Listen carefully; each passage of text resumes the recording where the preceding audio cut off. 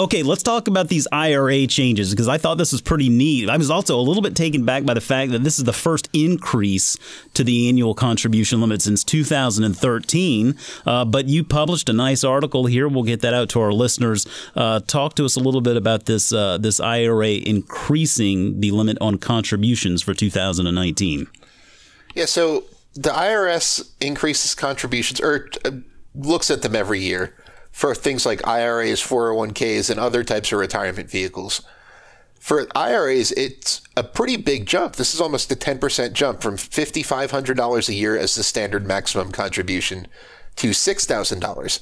The reason being, they adjust this upward with inflation over time, but can only do it in $500 increments. So for, say, a 401k where the maximum was $18,500, a $500 jump isn't that hard to come by when you're talking about inflation. But with an IRA, that's like almost a 10% jump, and it takes a little bit of time before we get 10% inflation. Hopefully, if we're getting 10% inflation a year, we have other problems in the IRA limit.